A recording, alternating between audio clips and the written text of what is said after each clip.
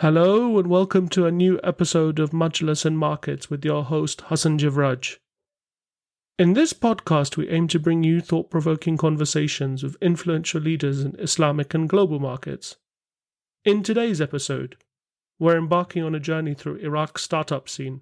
In this episode, we spoke to Matteo Montavani, co-founder of Baly, an Iraq-based ride-hailing and super app. Matteo has dedicated a significant portion of his career to Iraq's advancement, managing multimillion-dollar projects in Basra and overseeing critical infrastructure initiatives. As a co-founder of Baly, Matteo has observed firsthand Iraq's thriving entrepreneurial spirit. In 2022, Baly secured $10.5 million in funding from a consortium of investors including Kingsway Capital and Majid Al Futtaim. This funding catapulted the startup into prominence and marked a significant moment in Iraq's tech history, showcasing the potential of its emerging startup ecosystem.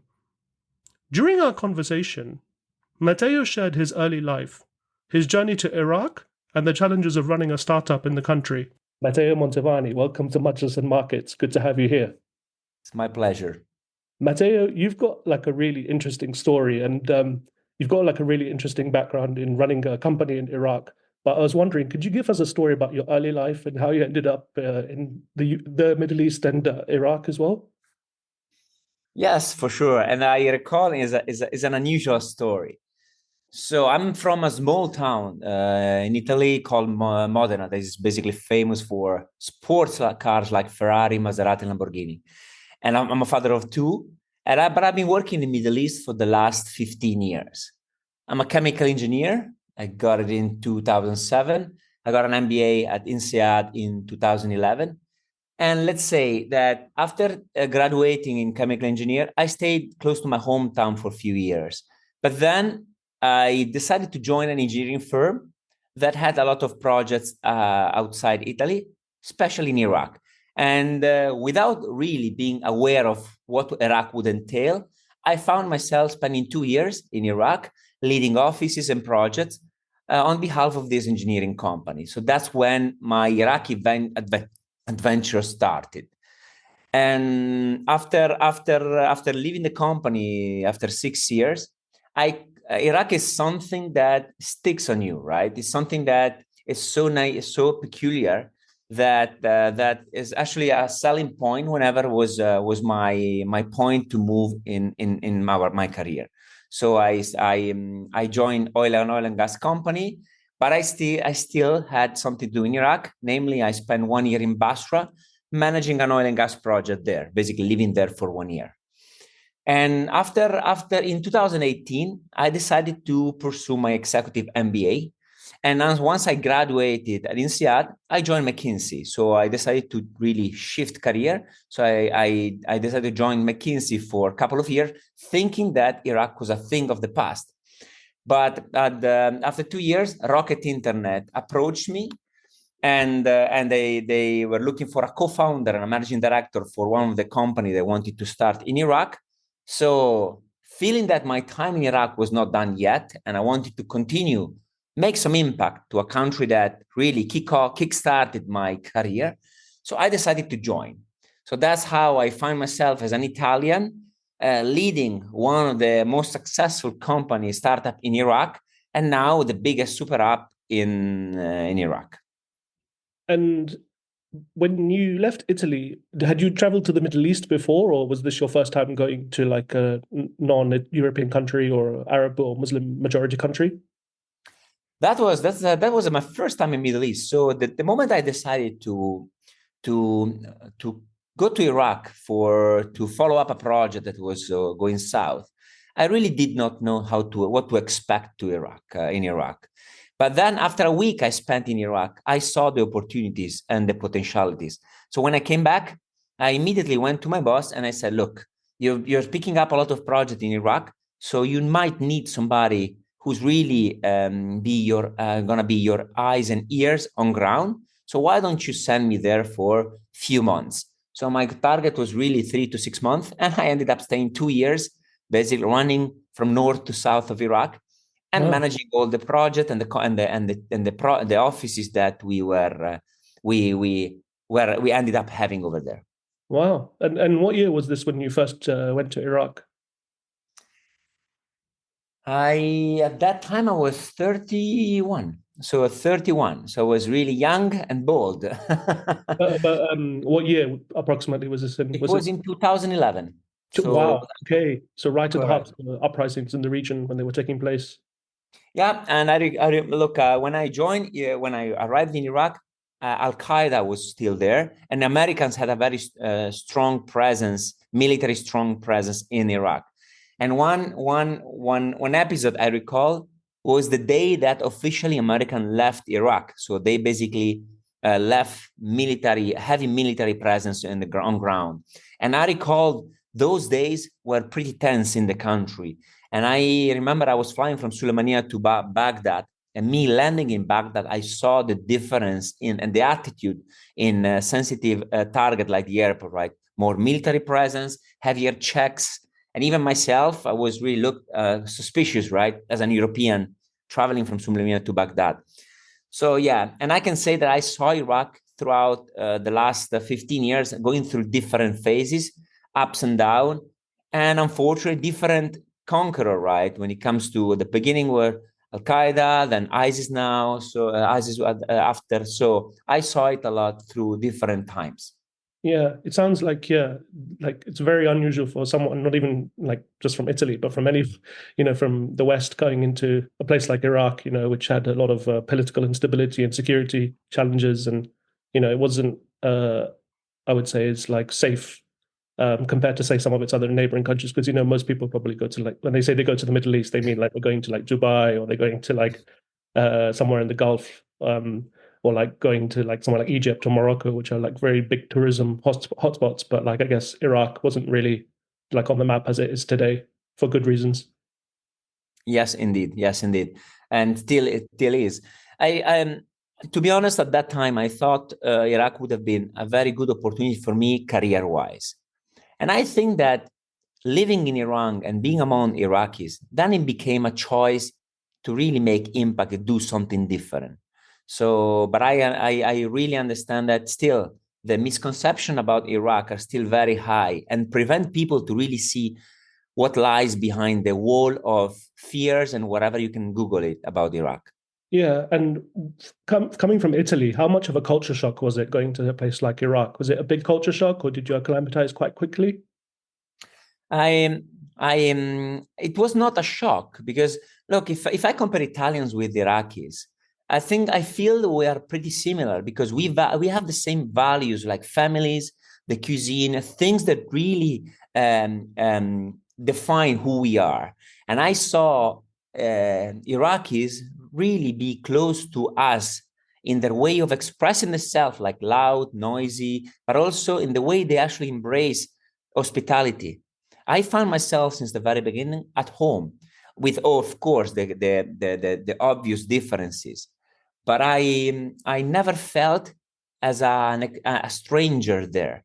Maybe because Italians, we are pretty flexible in adapting to other cultures, but at the same time, I really feel they're much closer to us in terms of like South European than people think. Yeah, so it's in like similar cultures in the sense that like it's a socially conservative country, but family plays a big role in everything, and they're very welcoming, hospitable people. So yeah, I can see there's like similarities there. And then what? So what were you doing in Iraq? You said you were living in Basra. Like what were you doing specifically there? So when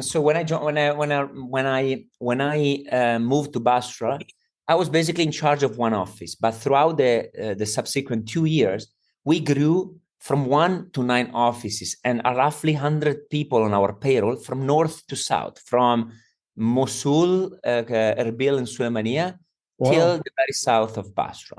Yeah, because the company we were looking mainly at infrastructure project with the government, designing and project management. And at that time, we were very successful in supporting the government. When I decided to leave the consulting, the pure consulting engineer, and I decided to join the contractor side, at that time, I thought I could leave Iraq, but then I came back Yeah. basically because of a big project in Basra, and I was the project manager of a project in Majnoon oil field in Basra. Our client was Shell, so the final oil company. And the project was, I stayed there for 1 year, from basically kickoff of the project till the completion. And it was a nice experience. It was a very intense experience. Life at site, it's very intense. You wake up early morning and you start like fighting with everyone you had to fight, and you go to sleep, hopefully not fighting again. So it's a very dynamic and adrenalinic environment, intense, but I learned a lot from also from the aspect of understanding the culture of local culture, close to an oil field, because there are dynamics I did not know, mainly working with the governor, right? So at that time was a very interesting experience to really understand another aspect of the Iraqi culture. Right. And how would you say it was different living, being in Suleimania or going down to Baghdad and then going to Basra? Was there any like cultural or like kind of differences that you noticed straight away? In an exaggerated way, I would say it is a different planet. Kurdistan, Suleimania, Erbil, and Dohuk, that's the Kurdistan region, is completely different than whoever lies on the southern area. So Baghdad and the central and southern area. They speak a different language. They think differently. They come from a different ethnicity as well. So there are big differences that you can see also in the way they do business and the way they think. When it comes to central Iraq, Baghdad, yes, there are differences between Baghdad and Basra. Baghdad is more liberal, more progressive city. You could see resemblances of cities outside Iraq in Baghdad. But the southern you go, you could see that more to a conservative approach. Basra, let's say, plays a different role because it's the only city has the sea and the port. So they've been exposed to different culture throughout their history. Fun fact, Basra is called the Venice of the Middle East because as canals and also some of the architecture resemble Venice. But also as culturally, like Venice was always been one of the the city was more projected towards different cultures. Same thing I could say based on what I saw. Basra. Yeah, I remember The Economist, I think it was in maybe even 2003, they said Basra would be like Dubai of like, another place like Dubai where it's very oil rich and it had like, the merchants and the ports and stuff. And I think like, for example, if you look today, the Arabian Gulf Cup, which I think was played a few years ago, it was held in Basra, I think, or the final was held in Basra. And I remember one of my friends from Kuwait, he went there and he was talking about like how Basra was like a really bustling place. So it seems like when you were there when it was like very raw, let's say, and very like still finding its feet after in light of the American invasion in 2003. Would you say that's correct, or would you have a different view? Right, it's completely correct. And in 2022 they hosted the Arabian Cup, and it was very successful. Not just because Iraq won the cup, but the whole tournament was really perceived as a very successful event in hosting different nationalities, because there was always that fear and misconception about safety and threats, right? But at that event, Iraq and Basra, they proved the world wrong. And I think that would have not been possible 10 years ago. But now, as Iraq evolved towards a more stable nation, they proved that they can welcome international events and also companies, hopefully. Yeah, no, I think it's an improving picture. Matteo, one thing I want to talk to you about is, we had Mohammed Khodari a few months ago on the podcast, and I wanted to talk to you about the VC ecosystem because I know after your time at the oil company and after your studies, you came back to Iraq and then you were involved in Baly. Could you maybe talk a little bit about Baly and its beginnings? Yes, for sure. So let me introduce you quickly the idea of Baly, so at least I can bring you and give a sort of context. So Baly is part of the Rocket Internet's drive to launch tech companies in developing countries, and Rocket Internet usually has one goal in mind: create unicorns or get to the #1 rank of that specific app in that specific country. And Baly was no different. So Baly was born with the aim of becoming the number one super app in Iraq. So a combination of taxi ride hailing, food delivery, groceries, but also many more services that could be that could leverage tech and fill a gap in the country. So I joined Baly as one of the first 20 employees. So basically we planned it together. And shortly after, we launched the first service, taxi ride hailing. We introduced shortly after food delivery as another vertical, and we grew up very rapidly, covering almost 70% of the Iraqi population. And right now, we became very shortly the dominant player in taxi ride hailing, surpassing like Karim, that was there for 6 years. So the business model and also our understanding of the local culture basically made us possible that we really started dominating the market very, very soon.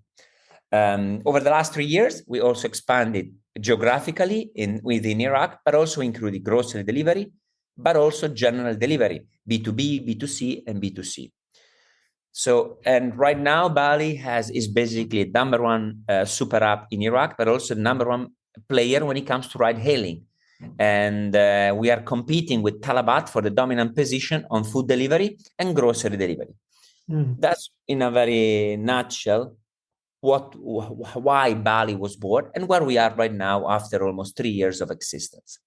Yeah. So you were competing against the likes of these regional heavyweight companies like Careem, which is now owned by Uber, and Talabat, which is like a huge, like for our listeners outside of the Middle East, Talabat is like a very big food delivery service. I think it's based in the UAE, if I'm not mistaken.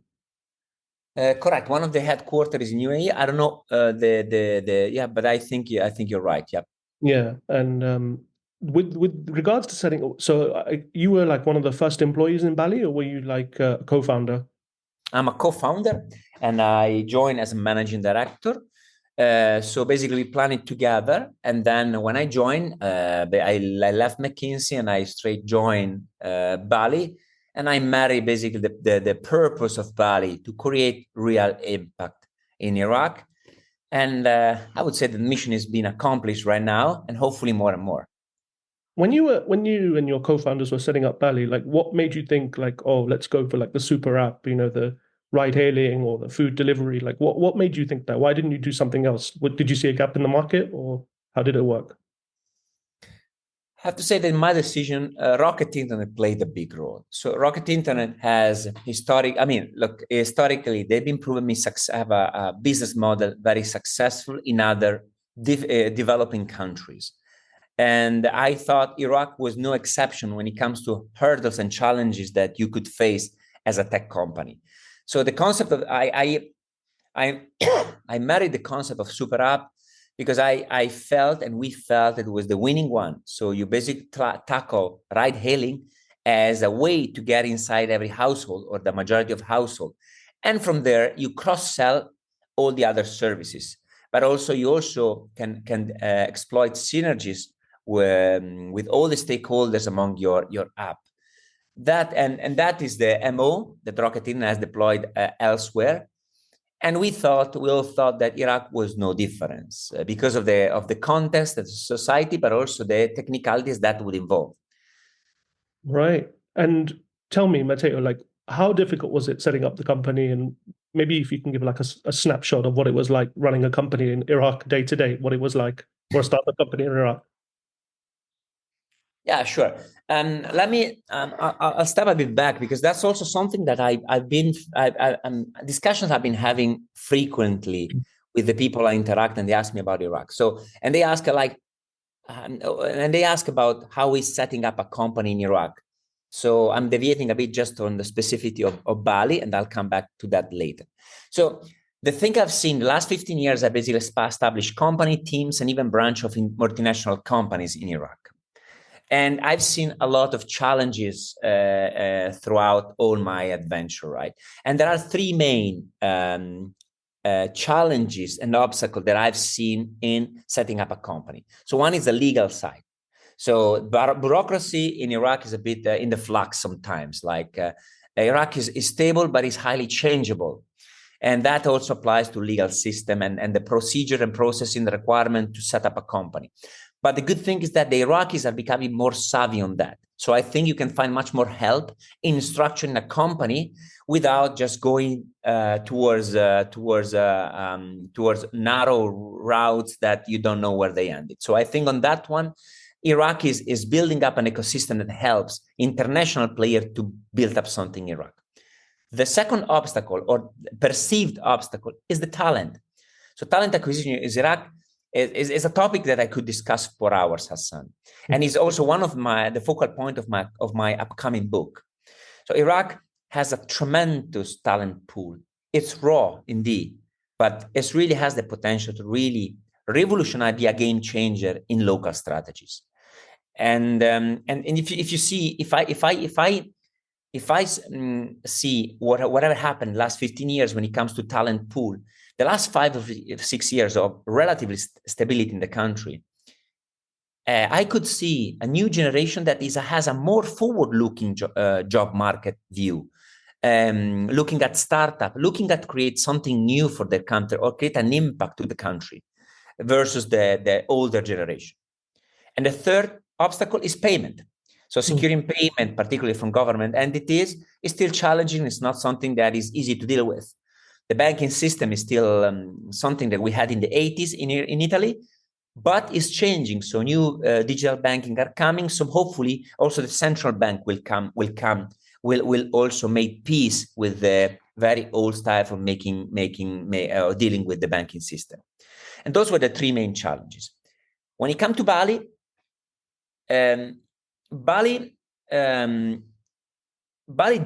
we encountered all the 3 challenges that I mentioned before, right?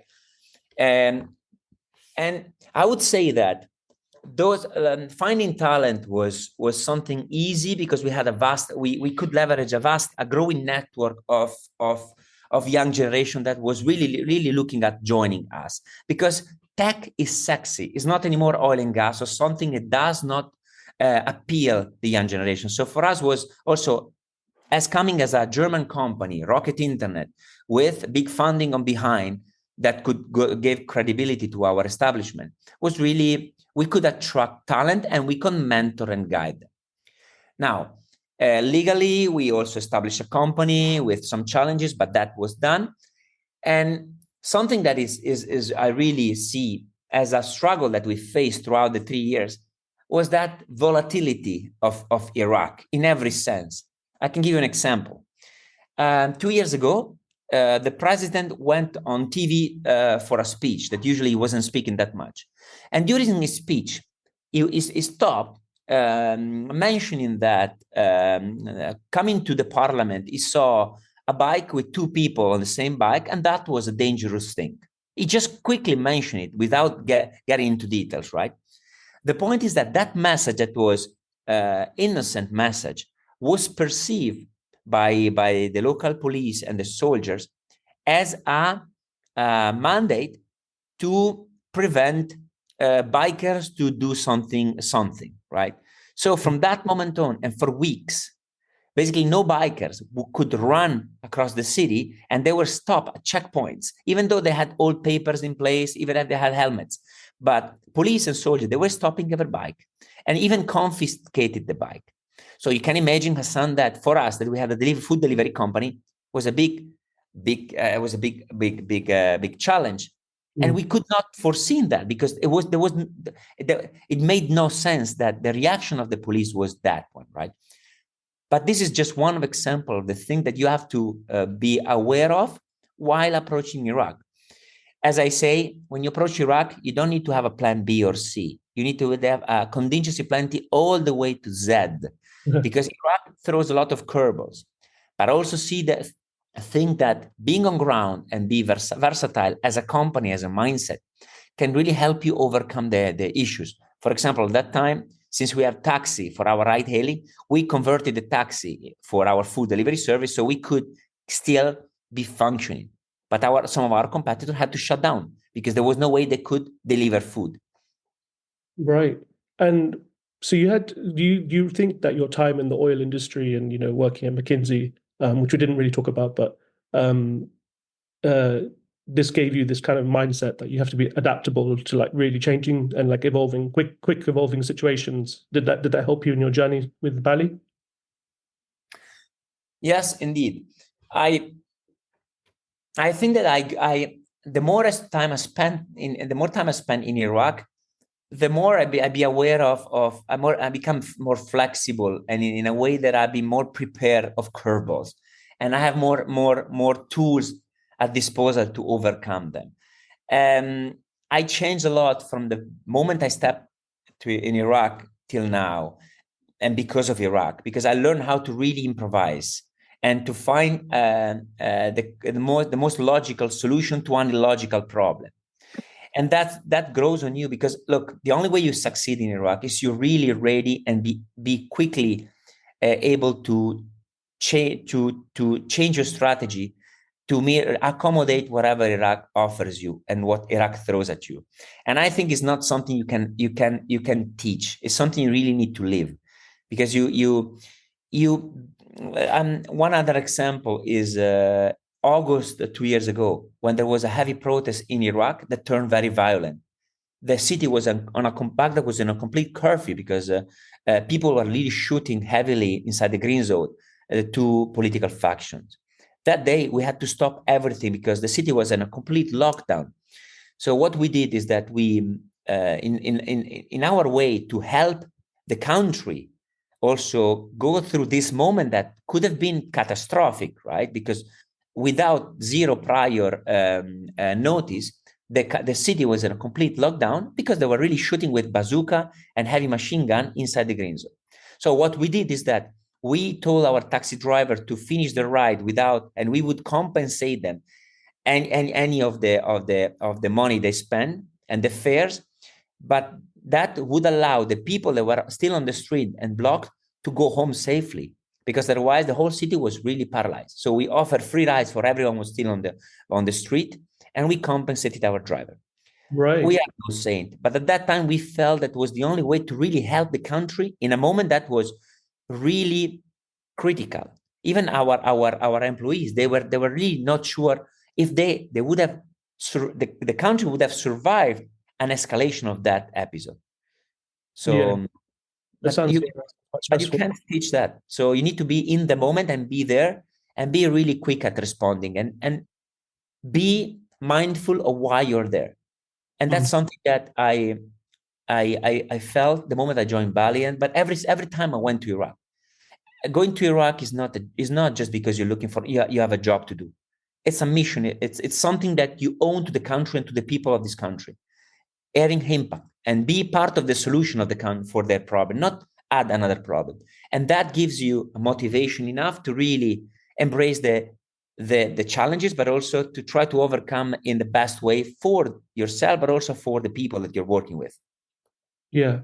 And how did you feel competing against the likes of Careem and some of these larger companies which had more resources and were probably, they got experience in other countries in the region? Like, did you see them as like healthy competition, or were you worried at all at any point? I felt us as the underdog, and that gives extra motivation to us. It was a fair competition, though there are some tricks from both sides, right, to try to get that advantage. But the thing about Careem is that we owe to Careem part of our success, because Careem been there for 7 years ago. They came to Iraq, so they kick off that mindset switch towards getting a taxi through an app. So using an app for their services, right? And they same thing we can say about Toters, that is a Lebanese company that established themselves 7 to 8 years ago in Iraq. So they started instill that culture of services to app.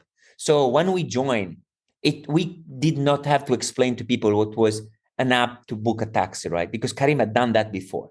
So that was not so we enjoy that mindset already there. We just had to apply a different business model than Careem. And that allows us to basically, in 8 months, reach their numbers. And after that, fly away. Now we are, I don't know how many X time we are, the size of Careem in Iraq, of course. Right. And the general business environment in Iraq, like I think you alluded to this in your previous answer is that it was quite tough, right? Compared to say somewhere like Dubai or Italy. Like it's quite a tough place to do business, irrespective if you're a startup or if you're a large scale company. Yes. Look, I'm telling you what I really genuinely feel. So Iraq, in to some extent, is an El Dorado. It's a population of 40 million people. There's a vast wealth that is circulating. It's an oil-driven economy. It's tech-savvy, youthful demographic. And there are no major competitors inside, right? So if you look at Iraq on that perspective, Iraq is the perfect market for compared to any other developing country. Having said that, Iraq is a place that has been for the last 50 years has been shut down from the world. But despite whatever happened to them, they're still standing tall. So they managed to survive and progress. So Iraq is a place now that needs everything. So when you come to Iraq, you don't have the infrastructure you expect in a country like Dubai, in a place like Dubai or Europe, right? So that's a disadvantage per se. Also, the mindset. It's a mindset that is not yet exposed to international culture like the ones that you could see in Dubai or anywhere else, right? So also that's a challenge per se.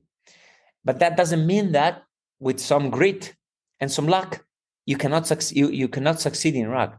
It's quite the contrary. I think with the right people and the right mindset, there's huge opportunity to really get something good done in Iraq for business and impact. Yeah, no, definitely, I agree. One thing I wanted to ask you, well, within Bali, obviously you set it up or you helped set it up and you became very successful. But I think you guys really got like a lot of media attention, especially from the I think I saw when it happened a Bloomberg article saying Iraq's most funded startup. I think Bali received is it $10.5 million they received in 2022, or have I got that wrong? Yes, indeed. I wanted to spin the success of Bali because of me, but truth to be fair, so Bali, in the moment that we established our entity in Iraq, we received 10.5 million in investment from different investors, Majid Al Futtaim, Vostok, and other VCs, and that was a crucial milestone and moment for the startup environment in Iraq, because that's basically the highest investment for a non-oil company ever given in Iraq. And that gives two advantages to us. First, money, that definitely helps. Also gives a pipeline, a breathing room for scaling up and growth, different than other startups. But the second thing was publicity, because if companies, if a newspaper like Bloomberg, Forbes, they all talk about you because of what that means for the region, but also for Iraq itself. That gives you a lot of leverage when you talk to stakeholders that are looking at Bali as the benchmark for different things in Iraq. But I have to say that, of course, the 10.5 million was a pivotal thing in our journey, but that wouldn't have been possible without Rocket Internet. And I really stress on Rocket Internet because as a co-founder, also managing director, I've seen I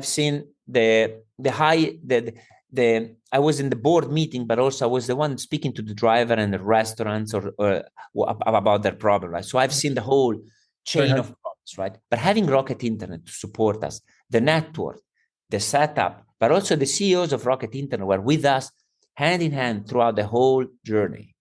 And that was, in my opinion, the strongest asset that we were leveraging and we could rely on for our success. Because I really felt that Rocket Internet was with us every single step. And I don't think that this is something common in the startup scene everywhere in the world. Right. And this 10.5 million, how was it structured? Was it structured via debt or via a safe or via some kind of other financing agreement? I don't know if you can share how it was structured. At this point, I'm not still at liberty to discuss because there are still something not yet disclosed. Very good. Yeah, no, always good to have.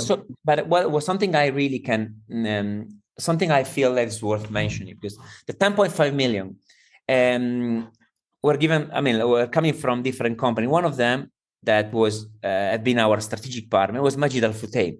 Yeah. Majid Al Futtaim, of course, invested in us because he believed in us, but also there was a strategic partnership that Majid Al Futtaim could establish with us as their partner on ground for the opening of potentially Carrefour or any other venture within Majid Al Futtaim Group in Iraq.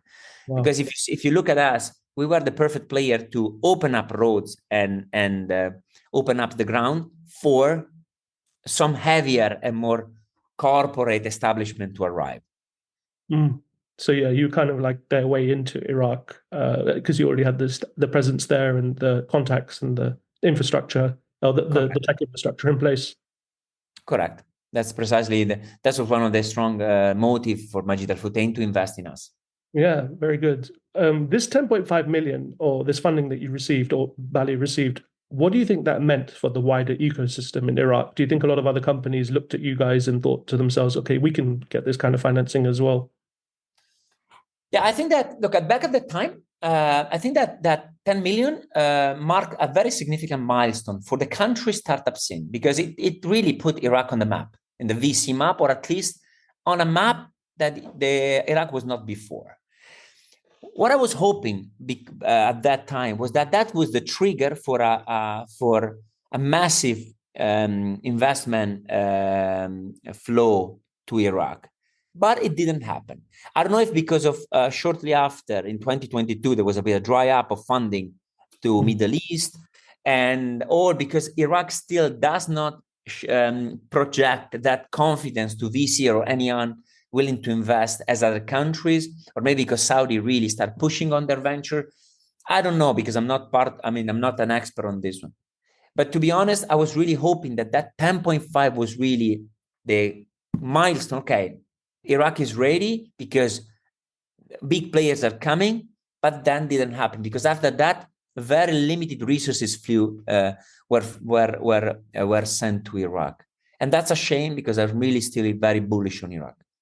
Yeah, no, I think it's part of a wider, downturn in deal flow and deal making in venture capital, not just in Iraq or the Middle East, but I think also in the US as well. There was a bit of, interest rates went up in America, capital was no longer cheap. So you didn't see many VCs signing big tickets for like investments, and there was a lot of revaluing businesses and valuations had to be adjusted, I think, or corrected, I think some of the investors would say.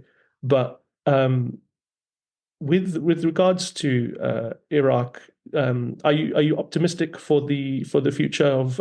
Well, one other question I had before I get to the optimism: why do you think a lot of international VCs, like say Sequoia or these big American funds, or even indeed like the Middle East VC investors, why do you think they don't invest in Iraq? Again, I'm not an expert in the scene, but I also feel, talking with people around, there's a lot of fear about Iraq as a market, volatility and instability. These are all factors that are really still perceived as a big threat to a potential investment in Iraq. Iraq. The way I lived Iraq is that you see Iraq has been stable, relatively stable for the last 5 to 6 years. But that stability maybe is seen as a weak stability. Living in Iraq, I see that as a very strong.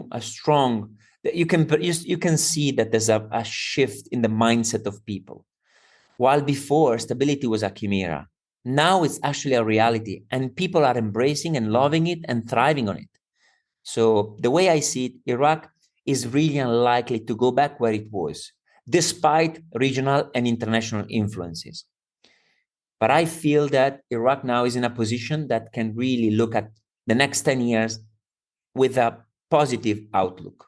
Yeah, no, I think, given Iraq's history, this period over the last, say, 2-3 years has been quite stable, despite, the brinkmanship between Iran and the US and some of the geopolitics happening in the region. You don't see Iraq that much in terms of negative news as much as you used to. So I think, yeah, no, I agree with you. I think it's a more positive picture. Um, I think also there's with the economy, oil price. There was I think the World Bank or one of these, the IMF put out a report last year saying Iraq's economy actually did really well. Just, they struggled during COVID, but like with the higher oil prices in 2022 and 2023, that really helped the economy. Yeah. But Matteo, but one thing I wanted to ask you as well is when we spoke to Mohammed Khuderi, one of the things he said, which I think was quite interesting, is that a lot of the local merchant families and some of the local investors, they could only go up to a certain amount. Would you say, like for startups, that's like quite a challenge is trying to get the bigger ticket sizes? This is something that we faced also during my time at Bali, right? And that was about local investor. Look, they have different type of investor locally, right? You have big groups like Zain and Kikar that they do invest in their own startups, so they do create their own ventures, right?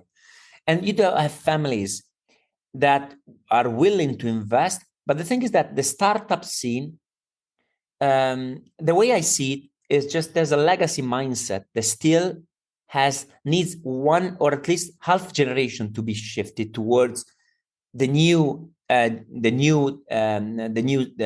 private company scene, startups or any private company willing to flourish over there to Iraq. Iraqi mindset is still an old style when it comes to making money, right? Construction, oil and gas, and tangible things, right? Tech, for example, is not something that is perceived, at least from the old families, as something lucrative or worth investment, right? So I think it's still that closure of Iraq towards the world really is precluding those big players to really invest in local startups heavily with a big ticket. They might invest, but a very limited amount, not enough for the startup scene to thrive. Yeah, no, I think it will take some time, maybe like as you said, half a generation, maybe another generation. And it takes time to change mindsets, I think. And like you said, right, I think with the younger generation who are more tech savvy, they're seeing things on things like Instagram or TikTok, so they're very much well integrated, with the global youth. So they're very Yeah. like aware of all the trends happening online and things. And Matteo, one thing, before we get on to like what you're doing today, what happened with your journey with Bali? Are you still with them, or like what happened? No, look, I think every journey has its conclusion, right? So I spent really 2 amazing years at Bali, and I was just with the best talents I could ever hope to work with. But at a certain point, for personal reason and also a divergent vision with the company's future, I think it came to a point that it was important for me to leave. So I left Bali after 2 years and something, and now I transitioned to a different sector. Now I joined the Spanish La Liga, and again, Iraq is something that sticks, and the experience I have in Iraq is not something you can commonly see and find, right? And La Liga is now transforming the professional football in Iraq, and I joined La Liga as leading this transformation. And again, my knowledge of Iraq became something valuable for an establishment like La Liga, where I did not have any technical experience. Mm. So what are you specifically doing with them? Are you helping them set up like Bali, or are you doing like more consultancy work with them, or? No, I stayed with them for something more than a year, and then but now I'm back to UAE to prioritize for my family, because McKinsey and then Bali and La Liga took a lot of my time. So I felt it was important for me to really be close to home. Now I'm consulting on specific topics, and I'm also finishing my book. So it's going to be published in a few weeks. So Oh, I thought that, yeah, I thought at a yeah, certain tell us more point, about your book. Tell us more what it's about, what's it called, or. the book is called Iraq Untold, and basically tells about my 15 years of experience as an expat in Iraq. It basically tells about my journey throughout sectors and throughout my experience in Iraq that I consider quite unique. Although I do feel that there are people that spent 30 years, expat that spent 30 years in Iraq, but on a specific sector. The breadth and the variety of my experience, I think, is quite unique because I saw from private to public, tech, sports, infrastructure, oil and gas. And so I've seen a lot of scenarios in Iraq. I hire thousands of people, and I can really be, and I hope that this book really can trigger and can trigger people to really discover Iraq from a business perspective, but also in every other angle, because I think it's a country that really deserves a second chance. That's why I felt the need to really share my experience, to hopefully shed a positive light toward Iraq. Yeah, no, that sounds really great. As we draw the podcast to a close, Matteo, one thing I wanted to ask you, what are your thoughts on Iraq today? I know, like, if you go on TikTok or if you go on Instagram, you see like a lot of travel vloggers, famous ones from the US or from the UK or Europe or other countries as well, going to Iraq. How does that make you feel when you see them, portraying Iraq in this kind of light? I feel proud of the country because it's not easy to overcome the negative image that 50 years of unwanted wars brought to you. So Iraq has really struggled a lot to stand tall and survive despite whatever happening. Now seeing people that are coming to Iraq for the pure curiosity, and they feel, once they reach there, they feel safe and they actually enjoy. They see the passion and the hospitality of Iraqi people. That makes me happy and proud. Very good. And Matteo, in addition to your book, how can people reach you or read your work? Do you have a blog or do you publish stuff like in real time, or is it going to be all in the book? I'm finishing up my website, www.irakuntold.com. And that's going to be live the moment that the book is published, hopefully in a couple of weeks. And so I really hope that I can really help people discover Iraq. And thank you for giving me the opportunity really to share my story. Matteo Montemani, it's been a pleasure. Thanks for coming on. Thank you. Thank you.